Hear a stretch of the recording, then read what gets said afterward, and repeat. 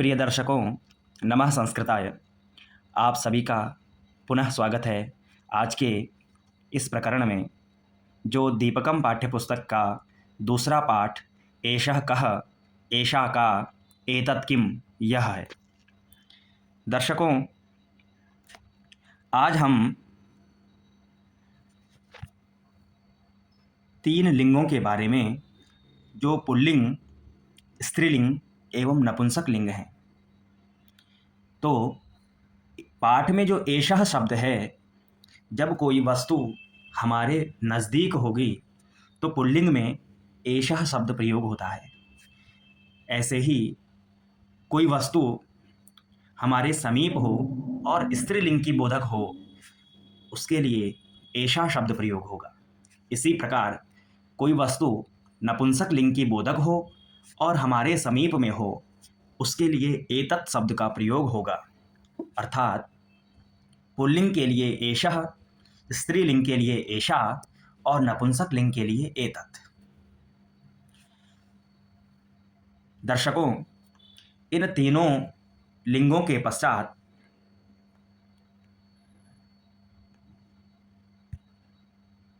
तीन प्रकार के वचन हैं: एक वचनम, द्विवचनम और बहुवचनम।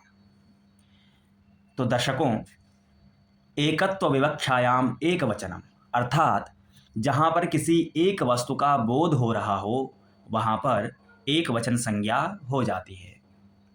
जहाँ पर दो वस्तुओं की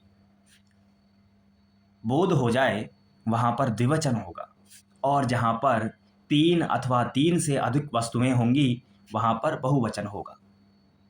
तो अभी तक हमने इतना समझ लिया कि किसी नज़दीक की वस्तु के लिए पुल्लिंग में एषा शब्द प्रयोग होगा, स्त्रीलिंग में एषा शब्द प्रयोग होगा और नपुंसक लिंग में एतत् शब्द प्रयोग होगा।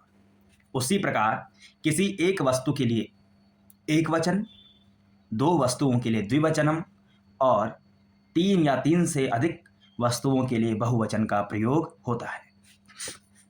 अब हम कुछ उदाहरणों के अनुसार समझते हैं।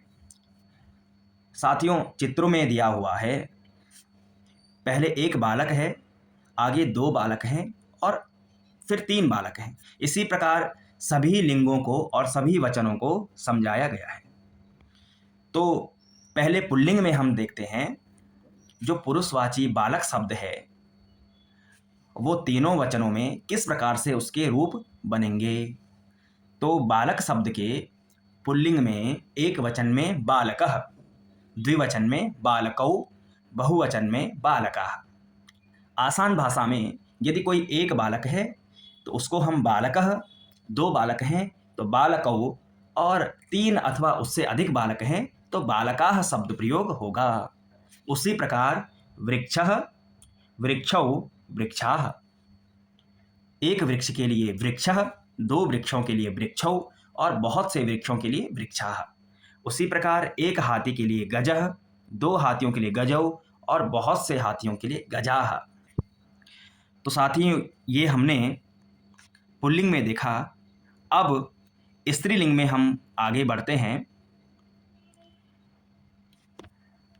जो शब्द स्त्री बोधक हो, वो स्त्रीलिंग के अंतर्गत आते हैं। उसमें भी एक वचन, द्विवचन, बहुवचन। जैसे एक बालिका है, उसके लिए बालिका शब्द प्रयोग होगा।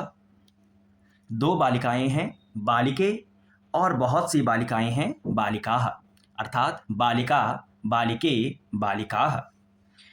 एक वैद्या के लिए एक वचन में वैद्या, द्विवचन में वैद्ये और बहुवचन में वैद्याः। उसी प्रकार बकरी के लिए अजा, अजे, अजाः। दर्शकों, अब स्त्रीलिंग के पश्चात तीसरा जो लिंग है वह है नपुंसक लिंग, जो न पुरुषवाची है न स्त्रीवाची है। वह शब्द नपुंसक लिंग के अंतर्गत आता है। पहला उदाहरण देखते हैं, पत्ता।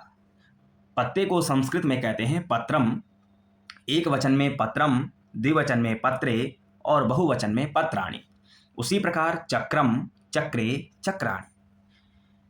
एक पुस्तक के लिए पुस्तकम, 2 पुस्तकों के लिए पुस्तकें और बहुत सी पुस्तकों के लिए साथियों पुस्तकानि। पत्रम पत्रे पत्राणि, चक्रम चक्रे चक्राणि, पुस्तकम पुस्तकी पुस्तकानि। अब तीनों लिंगों को जानने के बाद, पुल्लिंग, स्त्रीलिंग और नपुंसक लिंगों को समझने के पश्चात एवं तीनों वचनों को, एक वचन, द्विवचन और बहुवचन को जानने के बाद हम कुछ क्रियापदों को जानते हैं। क्रियापद अर्थात क्रिया आप जानते हैं जिससे किसी कार्य का होना पता चलता है, तो संस्कृत में उसे क्रियापदम कहते हैं। यहाँ पर बहुत सी क्रियाएं दी गई हैं, इसलिए बहुवचन में क्रियापदानी यह शब्द प्रयोग किया गया है। जैसे, क्योंकि पदम शब्द नपुंसक लिंग है, जैसे हमने फलम का पढ़ा था कि फलम फले फलानी, ऐसे ही बहुवचन का शब्द होने से पदम पदे पदानी। तो क्रियापदानी बहुत सी हैं, उनको पढ़ेंगे। पहला है, पढ़ने के लिए जो क्रिया प्रयोग हो रही है वह है पठ। तो पठ धातु के जो रूप बनेंगे, एक वचन में बनेगा पठति, अर्थात एक बालक यदि पढ़ रहा है तो धातु रूप बनेगा पठति। 2 बालक पठतः, ऐसे ही बहुत सारे बालक पठन्ति। फिर पीने के अर्थ में पिबति, पिबतः, पिबन्ति। यहाँ पर थोड़ा टाइपिंग में मिस्टेक के कारण पिबंतः रूप, पिबंत लिखा हुआ है, आप करेक्ट कर लेंगे। पिबंत यहाँ पर रूप बनेगा।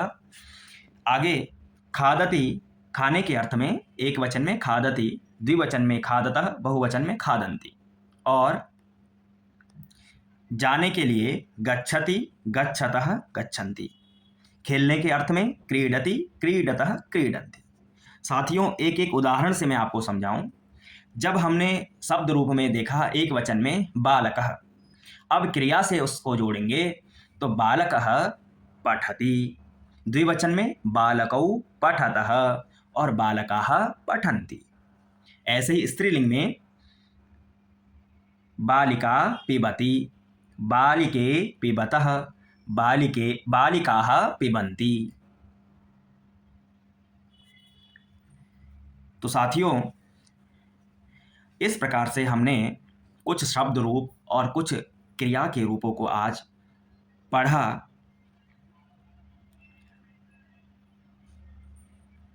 इस प्रकार से संस्कृत भाषा के व्याकरण को समझने के लिए आप हमारे संस्कृत चैनल संस्कृत सुधा को सब्सक्राइब करें, शेयर करें और देव भाषा के प्रचार प्रसार में अपना सहयोग सुनिश्चित करें। धन्यवाद।